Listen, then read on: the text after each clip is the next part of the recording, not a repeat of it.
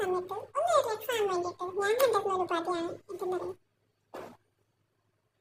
Dress മടക്കുക. ഇന്നത്തെ ദിവസം കഴിയാൻ വേണ്ടി ഒരുപാട് സമയമെടുത്ത പോലെ തോന്നി എനിക്ക്. ഒറ്റയ്ക്കിരിക്കുമ്പം നമ്മുടെ മനസ്സിൽ പഴയതും പുതിയതുമായ ഓരോ ചിന്തകൾ വന്നിങ്ങനെ നിറയും. അതൊക്കെ സത്യമാണെന്ന് ഇപ്പോൾ തോന്നി തുടങ്ങിയിട്ടുണ്ട് കേട്ടോ. കാരണം ഞാനിപ്പോൾ ഒറ്റയ്ക്കാണല്ലോ ഇരിക്കുന്നത്. പക്ഷേ ഒരു കാര്യത്തിൽ സന്തോഷമുണ്ട്. വരുന്ന ചിന്തകളിൽ പലതും ഞാൻ ഇടയ്ക്കിടയ്ക്ക് ഓർക്കാൻ ഇഷ്ടപ്പെടുന്നതും അതുപോലെ എനിക്ക് നല്ല നല്ല അനുഭവങ്ങൾ തന്നിട്ടുള്ള കാര്യങ്ങളുമായിരിക്കും. ചില കൊനിഷ്ഠ ചിന്തകൾ വരുമ്പോഴാണ് ഞാൻ എന്ത് പറയുന്നത്, ആദ്യം പറഞ്ഞതുപോലെ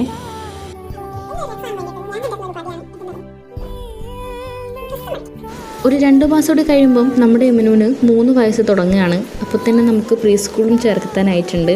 അതുവരെ ഈ കുരുത്തക്കേടും കാര്യങ്ങളൊക്കെ ഇങ്ങനെ അങ്ങ് പോട്ടെ എന്നാണ് ഞാൻ വിചാരിക്കുന്നത്.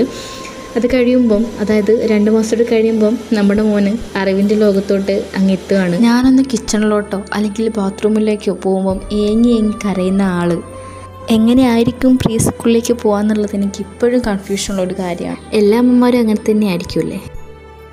അപ്പോൾ ഇന്നേക്ക് ഇത്രയേ ഉള്ളൂ. ബൈ.